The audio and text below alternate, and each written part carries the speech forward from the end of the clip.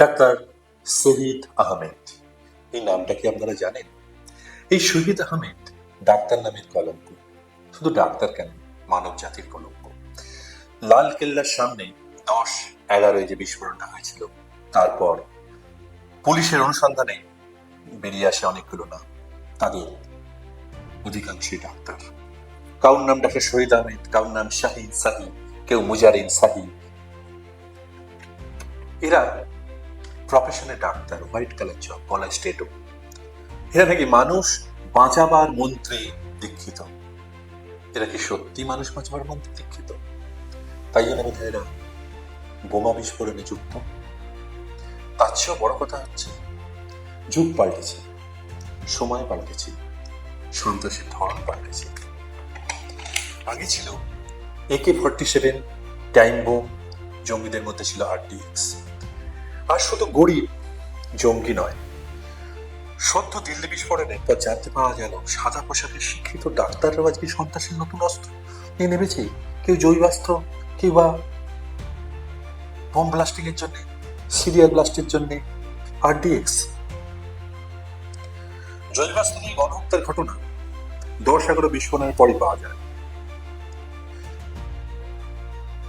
ভাবুন, যে দেশ তাকে জন্ম দিয়েছিল, খাদ্য দিয়েছিল, সেই মানুষরূপী পশুটা দেশটাকে কি দিতে চাইছিল?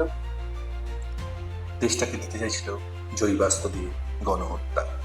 এই গণহত্যা করতে গিয়ে এলো নতুন একটা তথ্য, বায়োলজিক্যাল টক্সিন, যার নাম রাইসিন। অর্থাৎ এই রাইসিন আমাদের শরীরের মধ্যে যে সেল আছে, এই সেলকে নষ্ট করে দেবে এবং 24 থেকে 72 ঘন্টার মধ্যে আমাদের কিডনি, লিভার, অন্যান্য অংশগুলো শেষ হয়ে যেত, আমাদের শ্বাসটারও উঠত। এই রাইসিন একটা মারাত্মক বিষ, পটাশিয়াম সাইনাইডের চেয়ে 6000 গুণ শক্তিশালী। আর তার চেয়েও বড় কথা, এটা স্বাদহীন, বর্ণহীন, গন্ধহীন। যাদের আমরা ভীষণ ভরসা করি, সমাজের 1 নম্বর হোয়াইট কালার জব অর্থাৎ ডাক্তার, তাদের কিনা আজ কষায়ের দেশ। রেডির তেল থেকে তৈরি হয় রাইসিন, যা পটাশিয়াম সাইনাইডের থেকে 6000 গুণ শক্তিশালী, বর্ণহীন, গন্ধহীন। বায়োলজিক্যাল টক্সিন মেরে যেতে পারে আপনার সেলগুলোকে। 24 থেকে 72 ঘন্টার মধ্যে আপনার লিভার, কিডনি নষ্ট হয়ে যেতে পারে, ফুসফুসে জল জন্মাতে পারে। কোনো প্রতিষেধক কিন্তু নেই। আমেরিকার একটি সংস্থা তাদের গবেষণায় জানিয়েছে, প্রতিষেধক আমরা বের করতে যেহেতু এখনো পারিনি, আমাদের সচেতন থাকতে হবে। কিন্তু কোথা থেকে সচেতন থাকবো? আমরা নিঃশ্বাস নেবো না, আমরা ফুড স্টলে খাবো না, আমরা মন্দিরে যাব না।